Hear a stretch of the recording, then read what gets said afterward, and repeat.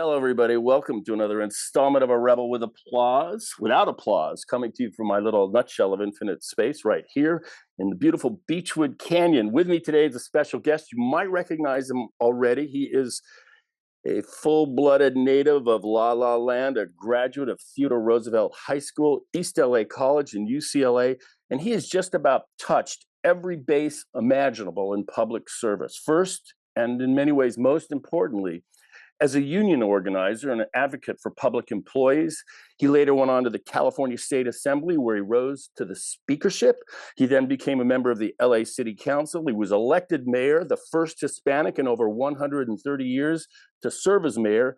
He knows what it's like to take a punch and come back swinging. He did that when he lost first for mayor in his first try. And similarly, he's running again for governor of California, which is, at last count, the fifth largest economy in the world. Bienvenido, Speaker, Mayor, and once again, candidate for governor, Antonio Villaraigosa. Hola, amigo. How are you? I'm good. I'm good. It's great to be on your show. You forgot to mention a couple of things. I Help me. actually started out as a activist on high school and college campus. I was a civil rights leader, president of the ACLU. Before I even got, and then a labor leader before I even got elected to the state assembly, where I was majority whip, majority leader, speaker, and as you said, a council, well, you didn't say a council member and mayor of Los Angeles. Right. And in addition, Bill, just before this show, you told me you live in Beechwood Canyon, where I used to live. I lived on Creston. So we were neighbors all this time. And great to be on with you. And finally, you were your family still owns KWKW, KW. Yes. Hablamos en español. Es So posible. Jaime Harin is like an uncle to me. You know, I know him, and there wasn't a birthday party where this Jewish family didn't have mariachis, you know, because we could get them. So I'm really happy to have you. I really appreciate the time. You know, the first question I have for you is, we're sitting here in the rubble of a really spectacular Democratic Party defeat. And we're paying the price for it, it seems like, it every day. You know, as you look back on November and last year, is there any takeaway that you can share moving forward? well, it is a monumental defeat. We lost to a convicted felon Yes. who was impeached twice, uh, a man who is more divisive than any president that I could remember, certainly in modern times. Someone who well, I said sold rather. I said smoke. I was thinking smoking something when you hear him talk about tariffs, which are taxes, by the way. People Right. have to understand that tariffs are taxes. Um, but you know what I've also said? Some of this defeat falls on our shoulders. You know, we forgot. You know, we've always been a party of unions and have said that we're a party of working people, but we forgot a lot of the working people. I've said things like our party thinks that people who don't have a college education are stupid, and they're not stupid. They care about the threat to our democracy like the rest of us. They care about a whole lot of things that most of us think about and care about. But they also care about a cost of living. You said it. We're now the fourth largest economy in the world. But I said 6 years ago, and I say it again, with the highest effective poverty rate. What does that mean? That means that even though they might get paid more than the federal minimum and then many other states, the cost of living also is higher. In fact, the cost of gas is the highest in the United States of America. The cost of utilities is the second highest. As I understand it, the average price of a home is the second highest in the country. And I don't think we were listening to those kitchen table issues in the way that we needed to. Um, when people are struggling every single day, um, what happens in DC seems far, far away. When people see that, for instance, in the cities of California, that they're dirtier than we've ever seen them, when you see homelessness feeling like it's out of control, and when you don't feel safe in your neighborhoods, you ask the question, is government working for me? And so, although you and I believe strongly that it was not only a monumental uh, election or defeat, but in so many ways, uh, this is a defeat that I believe you have to put part of it on the doorsteps of the Democratic Party and Democratic leaders.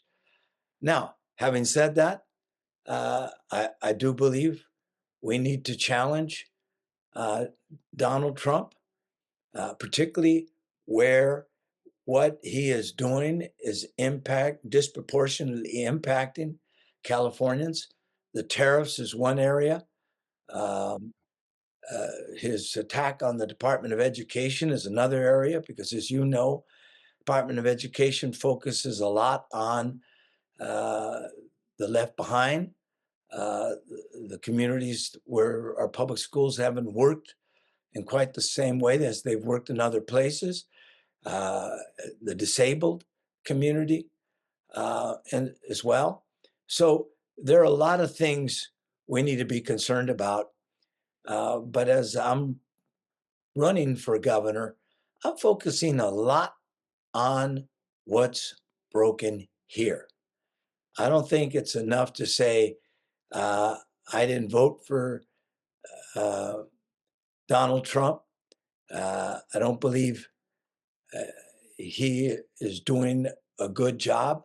I think we need to focus a lot more on improving the quality of life for people who live here. Now, what do you, I mean, beyond lawsuits, what is in the governor's toolbox that maybe Gavin isn't using to really play a more effective defense to protect our schools, our neighborhoods, our environment, our habeas corpus provisions in the Constitution? I mean, everything feels like it's under assault. I would just say this: these fatwas or executive orders are very flimsy instruments. Most of these things really should take acts of Congress. Okay, you won the election, make your case, pass the laws. That's the system, not just writing orders like like you own a 7-Eleven. I'm just curious, your governor, what's in your toolbox? Well, first of all, I don't think we can diminish the importance of using the courts. Our courts are under assault. Hmm. Our democratic institutions, freedom of the press, the First Amendment is under assault when you see the attacks on the press, limiting the national press who can come to the White House to friends and sycophants, people who just extol uh, the virtues of this president and don't challenge him where challenging is appropriate. So I do think the lawsuits is important. I think that's the primary way to take on President Trump. So I commend the governor and the legislature for allocating those dollars to do that. Um, I, Bill, I'm of the school that other than the bully pulpit, uh, you know, we need to focus a lot more on what's not working here, Hmm. California. The Congress, the Senate, the House have a responsibility to challenge executive power when it overreaches, when it doesn't observe and obey uh, Supreme Court rulings, when it uh, criticizes the federal judiciary when they challenge the constitutionality of much of what he's doing. I think the governor needs to focus a lot more on making sure that we're not only the fourth largest economy in the world, but that the economy is working for everyone, that the economy is working for the people uh, who it hasn't always worked for. Let me give you an example. There are people that today in the city of Los Angeles who travel 2 hours to work. Yes. Uh, the cost of gas is important to them. Uh, they often work two jobs. Those people have been chronicled in the Mhm. newspaper record in the LA Times. They're working every single day. They're doing what you're supposed to do as a full-fledged participant in our economy and our society, and it's not working for them. And so we need to address the cost of gas, the cost of groceries, the cost of energy, because they're struggling. And many of them bought into the snake oil that President Trump was selling, the promises that he was making that really aren't going to come true. Uh, but all they're looking at right now is survival. I Right. think people in the middle class are looking for relief as well. It's not just the working poor. There are a lot of people here in the city of Los Angeles, in the state, who feel like government isn't working for them, who are looking for competence in our um, government, who want government to address the housing crisis, where we have, as I said, the second highest housing prices, rents that, frankly, are unaffordable to most people. Right. Uh, you and I are homeowners. It used to be that home ownership was part of the American dream. Now, for too many Californians, renting an apartment with three roommates is the reality. And our kids can't buy a home without our help. You And know, I'm gonna we just we interject have because choice. we both went to public high schools. I went to Taft in the Valley when in the '70s, and I can recall driving or riding my bike to school and knowing where the teachers lived in the neighborhood. That ship has sailed. You can't work at a public high school and live in that neighborhood anymore unless you inherited it. People who service the homes that burnt down sadly in the Palisades, they can't live there.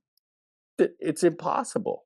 They can't live there. They lost work because of the devastating fires in Yeah. the Palisades and in um, you know uh, the Altadena area.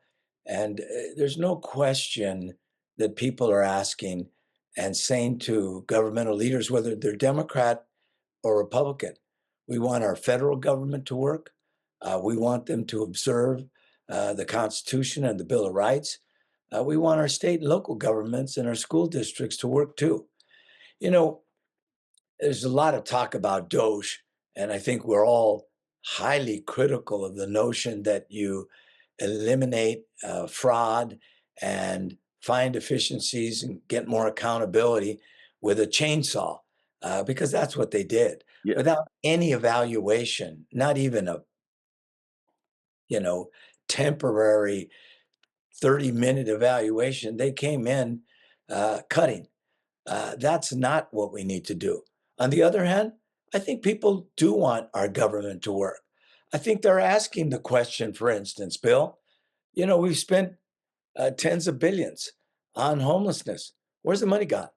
Is it working? And if it's not working, what are we doing to correct it, to make it work? Those are legitimate questions that don't have a D or an R in front of them. They're questions we all ought to have. I told you I was living pretty close to you, almost a next door neighbor. Yes. And I lost money on my house because, uh, there was so many homeless at the bottom of the hill on Gower, where you and I used to go up, and you still go up to your home, Yeah. and people said, "I don't want to live there," even though there were no homeless at the top of the hill where I lived. And so I think we do have a responsibility right now to do our part. We can focus on Trump, and we should, particularly with uh, through legal means, through the courts. But I think we also need to challenge what's broken here, and take responsibility in a blue state for the fact that whatever's broken here is broken in no small part because we weren't watching the store. We weren't doing the things we had to do it to address the concerns that people have in the state. I would say this, growing up in LA, I do remember playing baseball and football at Taft High School. So many of the practices were canceled because of smog alerts. Yes. You could not breathe, like, oh, it hurts. I can't recall the last smog alerts. And there was something called the Air Quality Management District. And with government intervention, things got better. I'm a surfer. There used to be a lot of those places you don't want to get out there because it's toxic. But there was something called the Clean Water Act and Hyperion sewage and treatment, and things got better. So and also too just down Gower. Our current mayor has made a high priority. It's not it's not a city right now, a tent city. It's actually better, but it changes every day. You never really know. Um, my point is, it's not just a one-way street towards things always getting worse. Things can indeed get better. You would know that starting with your work with Cesar Chavez and Dolores. At 15 years old, I was involved in the farm worker boycott. At Hmm. 15 years old, I helped start the Black Student Union and then the United Mexican American Students. I led the walkouts at my high school back then. I've been involved my whole life. I was inspired by the civil rights movement, the movement to uh, make our founding fathers edict that all men are created equal, to include women Hmm. and to include more than just uh, Europeans who own property, by the way, who Right. own property. So if you didn't own property, you weren't included in that, um, part of our Constitution. If you Right. were Black, you weren't included. You were three-fifths of a human being. If you were Native American, the same thing. And so there's no question in my mind that uh, we have made progress because of the Civil Rights Act and the civil liberties that we enjoy, the Bill of Rights. Uh, and we have made progress in cleaning up our air. When I was in the legislature, uh, I authored the Carl Moyer Act. Carl Moyer Act worked with truckers and people with heavy duty machinery, helped them retrofit by providing grants that they had to match to retrofit their engines. We knew that you couldn't just require them to do that at an astronomical cost for individual truckers and farmers and people using that heavy duty machinery. But we knew if we worked with them, we could help to solve and improve the quality of air. Because I do remember those days as well, Bill. That's why I said, and by the way, I had 100% record, according to the California League Conservation Voters, on the environment. When I was mayor, I said, dream with me. We'd make LA one of the cleanest, greenest big cities in America. We signed on to the Kyoto agreements, which said reduce not, carbon emissions at 7% of 1990 levels by 2012. We did 28%. The port, which is one of the biggest emitter of, of emissions in Right. Southern California, we made it the greenest port, not in the United States, in the world, Bill. Uh, I've, I've always supported the AQMD, but I've also said that as we move, by the way, we use the same amount of water that we did in 1970 when we had 1 million less people. So Hmm. I was, 144,000 street lamps are LED. Uh, all of our traffic signals are LED. We synchronized our traffic signals, which only really works at night because we have so much in the way of traffic and gridlock. We built more light rail than anybody in America and infrastructure. And so be clear, this fight for the environment has caused some improvements, and we should revel in that. But we need to tread carefully, and I'll tell you why. We have a mandate for um, all electric cars by 2035. That seems legitimate, right? We want to get rid of those gas, noxious fume uh, that are emitted from our cars. But what if I told you we built about 167,000 charging stations in 10 years, mostly in affluent areas, Bill? The Democrats, remember? Supposed Hmm. to be, so mostly in affluent areas. We need 2 million in the next 10 years.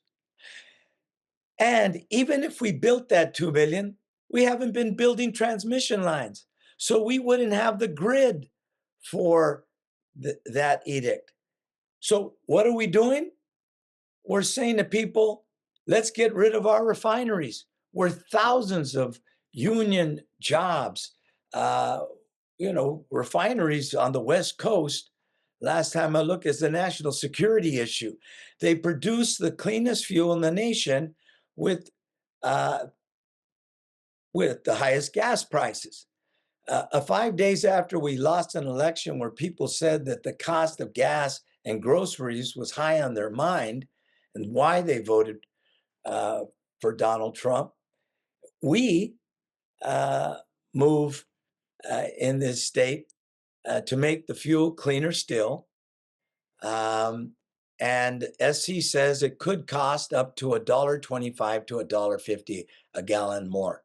So 6 years ago, I said the following, and I continue to say it today. We can't be a party of just people that drive a Tesla and not a Toyota pickup or a Ford 250 or ride a bus like my mother did. We have to move aggressively on climate change, on climate action, so that we don't do edicts like the AQMD is doing now, where it says, get rid of your gas stove, your grass water heater, uh, and uh, you know, when we do that, maybe you can afford that, Hmm. but a lot of people can't. So we have to have a balance, clean our air, but not put all of the burden on the little guy. When I was mayor, we did Green LA. We did efforts to lower utility costs. Our utility costs in the last 6 years have gone up 66%. You know what your utility bill looks like? I don't want to look at it, but yeah, it's big. I know what mine does. Yeah. It's between 1,100 and 1,300 every other month for water and power. Those are numbers that, you know, middle class can't afford and working people can't afford. So we have to engage in climate action, not climate talk and just set. We got to build transmission lines. We got to accelerate the R&D to build the storage power, the battery power for renewables. Because let me tell you this, we have excess solar in California. We can't use because we don't have the storage for it. So you know what we do? We sell it for nothing to Arizona in the summer and give it at 2 cents a kilowatt in the winter. We're giving it away because we're not building storage, because we're not taking climate action, because we don't have an all of the above strategy that says, yes, we're moving aggressively toward renewables the way I did. I went from 3% renewables in 8 years to 20%. But we're also going to use natural gas. We're also going to continue to use oil and gas for decades. So we can't close down refineries. And we got to try to keep the cost at a place where people to continue to support these policies. So that's what we got to focus on. If we're focusing so much on just screaming at DC and the man in the White House and not focusing on these problems, I think we're missing the forest for the trees. And the one thing you said, I have to reintroduce myself. I want you to go back. When I was mayor of this town, it was a lot cleaner, a lot safer, and there was a fraction of the homeless that there is today. That didn't mean we didn't have problems. We had big problems, but I was rolling up my sleeve, crisscrossing every part of this town, working with people to solve those problems. That's what the next governor needs to do. Problem solver. That's what you call yourself. And for me, A what that proven problem solver, okay, exactly. And PPS, by the way, proven problem solver. Now, what that I means, call myself a proven problem solver, and there's a billionaire Democrat who's trying to stop me from doing that. I have a record, as you know, on climate change. Let me go through the record real quickly.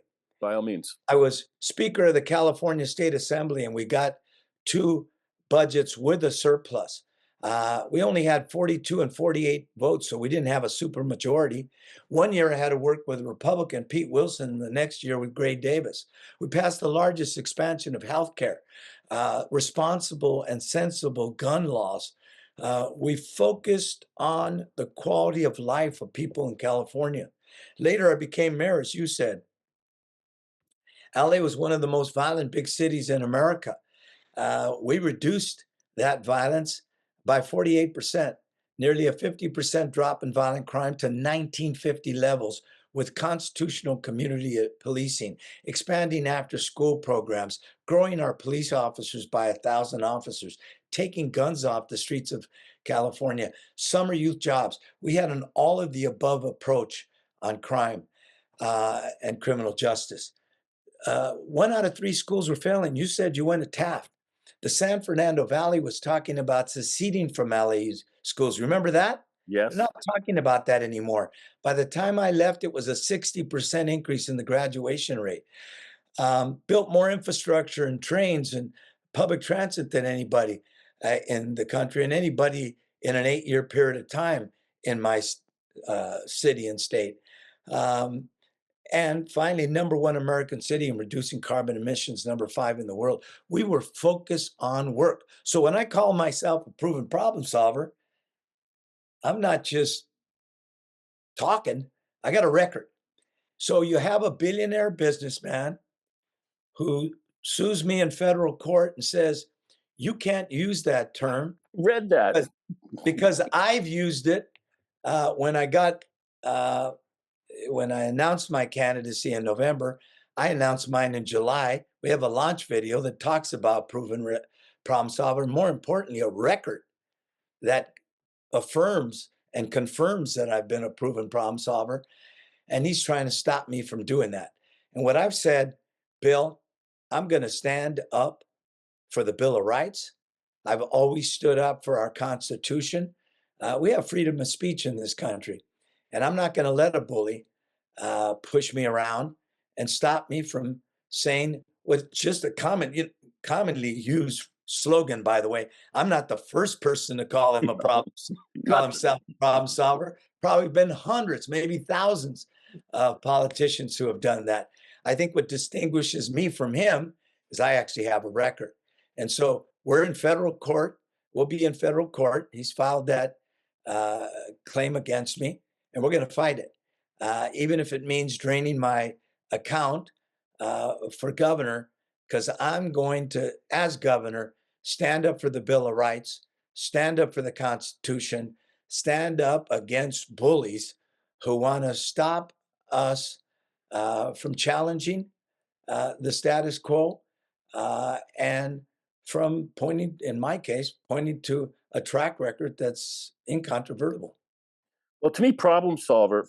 First of all, when this guy sues you, it reminded me of the Pat Riley three-peat, where he he coined that word and claimed ownership of it. Anybody who used three-peat would be subject to lawsuit. I always thought that was kind of silly, but when I read the article about this problem solver suit, I don't know, it just seemed kind of silly to me. But when you But talk about it's more than just silly, though. If we let bullies with unlimited cash stop us from speaking our mind, challenging the government, speaking truth to power, what kind of leaders are we? I think this is a perfect example of the kind of leader you'll see me. If you uh, violate uh, our Constitution, if you try to deny us our Bill of Rights, uh, I'm going to speak up and I'm going to fight back. we need that. And when you say problem solver, to me, that means not fantasy thinking. It means building bridges. It's easy to just say, well, I don't want to.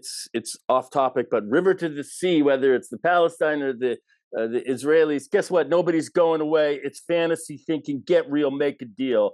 And I kind of feel like we don't have the luxury of being ideologues. We have to get real.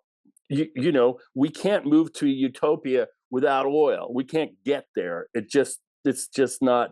Exactly, Bill. And that's what I'm saying. I have a record as an environmentalist.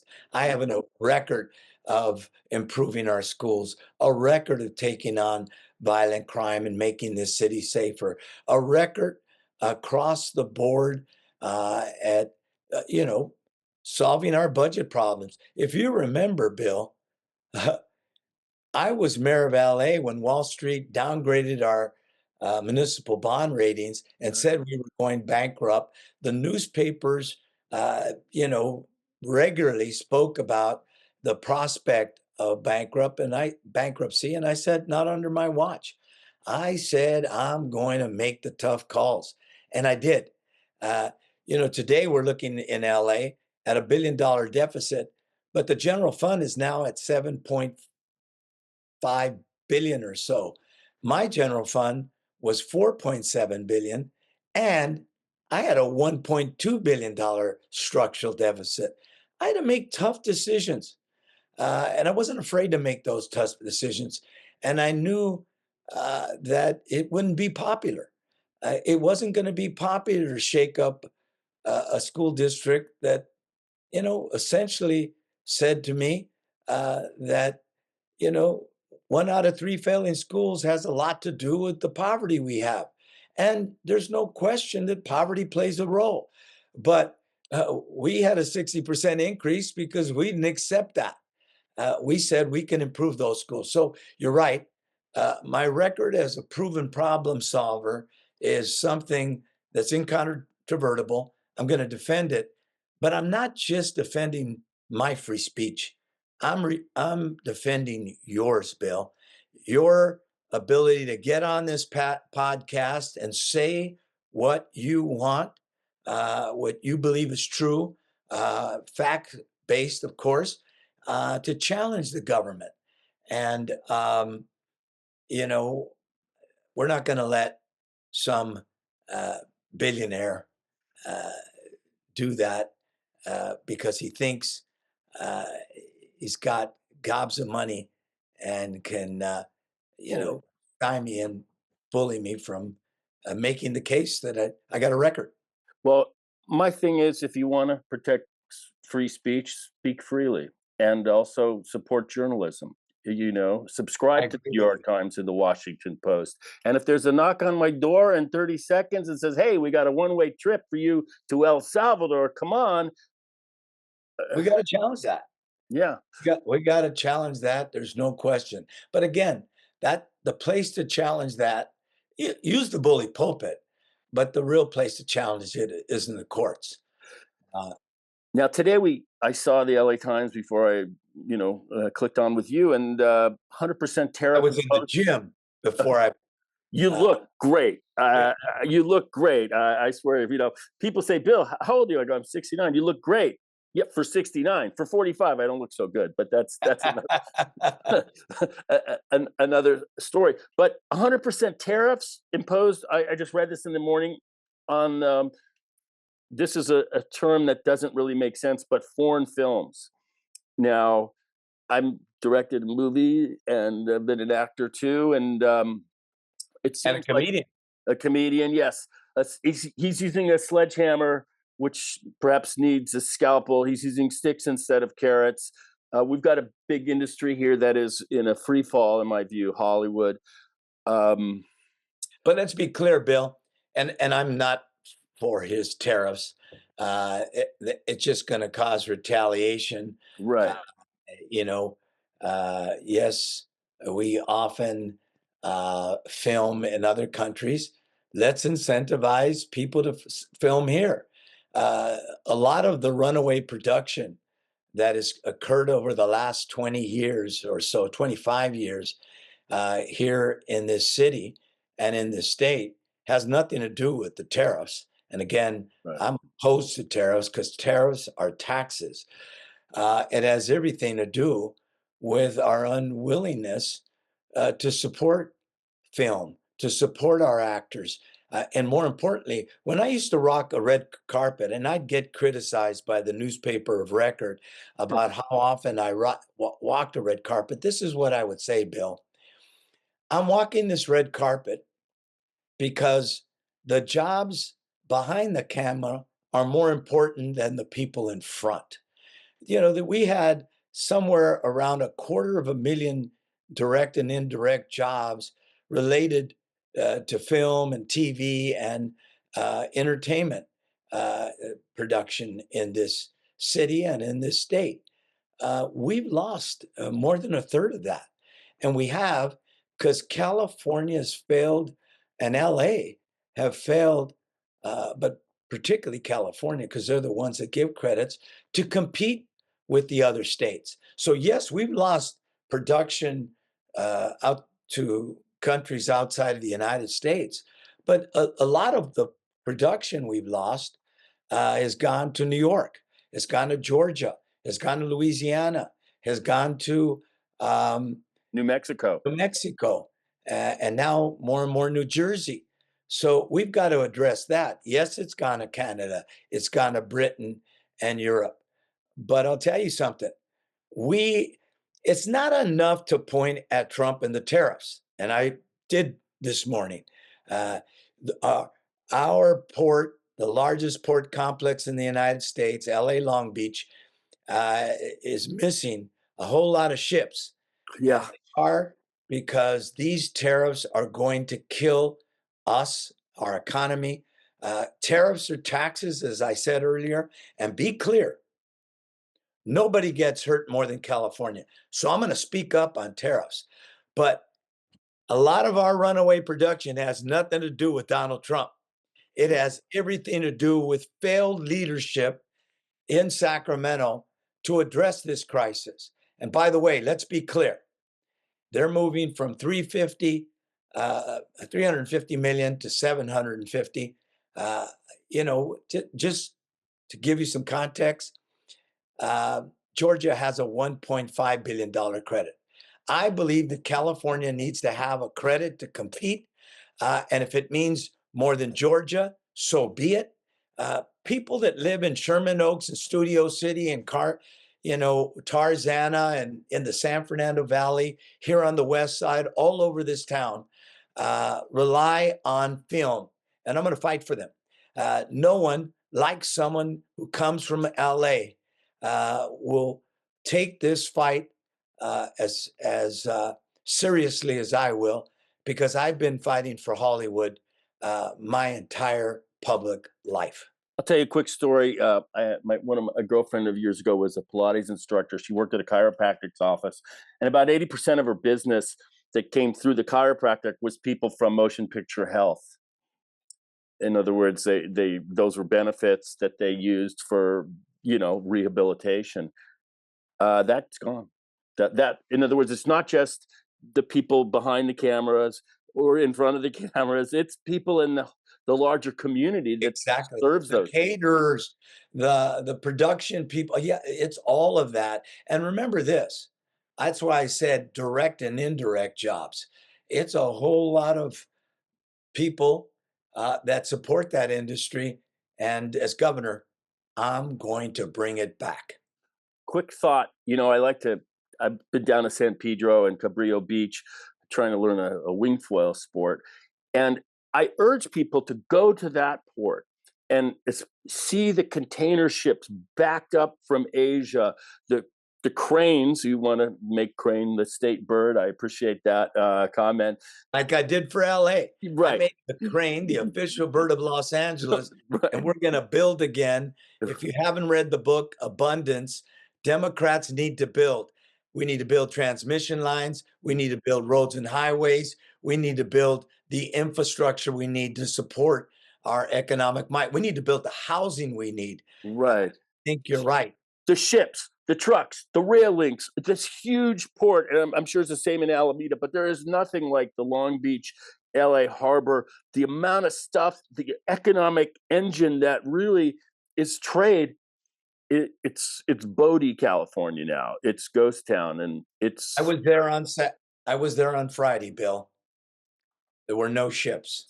right, Maybe a couple, but where I was filming, there were virtually no ships. You're right. I know what an engine for the Southern California economy, the LA Long Beach complex is. But, the Oakland uh, port is important. right, San Diego port is important. Port Hueneme. These are all important ports. We move trade from Asia. And yes, clear. We need a level playing field. But just willy nilly picking a number, in this case, 145%, uh, doesn't make sense right, because it's tariffs are taxes, Bill.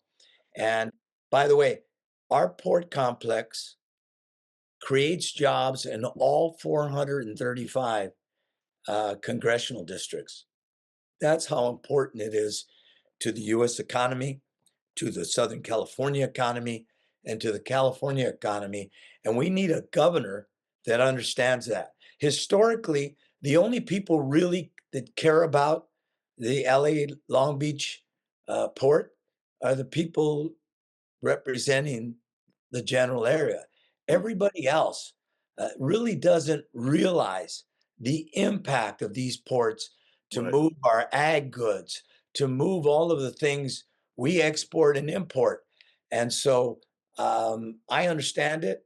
And on that issue, I've made it clear I will challenge those tariffs because those tariffs are Art. disproportionately hitting Angelenos, the Southern California region and California overall. Yeah, I mean it's a tit. It's a Trump import tax. That's what I would call it. I mean I'm not a constitutional lawyer, but taxes and taxation typically is falls under the purview of the House of Representatives. And I didn't really understand that a tariff could be imposed unilaterally from the executive, but it doesn't feel right because it is indeed a tax, and we're all paying for it. Well, look, uh, Trump isn't the first president to have tariffs. Let's be clear about that. But the size of those tariffs, the willy nilly, the failure to negotiate before you impose those tariffs, the tariffs on our neighbors and our allies, those are things that have to cause all of us alarm and concern. Right. It seems to me that it's more based on some misguided idea of revenge than any like attempt to fine tune our economy and protect labor and help struggling industries. It seems it's just based on a kind of revenge uh, against for what I don't know, but it feels like just revenge. Antonio, we could do this forever. You got to get the hell out of here. There's so much to talk about in this big state. We're down here in SoCal, but There's water, with the Colorado, all these incredible projects that just are huge. We got all those NoCal people up there who hate the Dodgers that you need to reach out to. You've got a big quest in front of you. I want to thank you for being here and sharing your thoughts and energy with little old me down here in Beechwood Canyon. I really appreciate You're it. well, you're my former neighbor, and, uh, I think these podcasts are an opportunity to reach people that might not otherwise, be tuning in. As you know, not enough people are reading our newspapers or even tuning on to the major news networks and cable news networks. And so podcasts are important. Radio is important to reach out to a broader cross section of people. And I want to thank you, Bill, for caring enough about your city, your state, and your country, uh, to host people like this. Thanks. Well, I appreciate it. And perhaps Kamala missed some of those opportunities in her own campaign to reach out in the pod place. I think and I do. You're being polite. Perhaps is not the word. Yeah, yeah, Yeah. yeah. And let's be clear, Bill. If you can't handle, when I do these podcasts, sometimes I'm going to get people that are very oppositional. They're going to disagree. That's debate. And, if you can't uh, stand the heat, you shouldn't be in the kitchen. And it sharpens your game, makes you And better. I'll tell you something. I've said this as well. Um, Governor of California, the fifth largest economy in the world, uh, a, a state with endless possibilities but enormous challenges, you know, is not a stepping stone. This won't be a coronation because the revolution got rid of King George and kings and queens. And so we saw what a 100-day campaign looked like. And, I think the people of California are, uh, are owed a debate, are owed a debate. And we ought to be willing to engage in those conversations. So thank you so much. It's really good talking to you. Yeah, Uh, we'll see when we get together again soon. yeah. Mucho gusto. Gracias para el tiempo and happy feliz Cinco de Mayo. Feliz 5 de Mayo. Yeah, gracias. Hasta luego. Thank you Hasta so luego, much. hermano. I, Cuídate. I appreciate you. Thank you. See Bye you bye. later. Bye.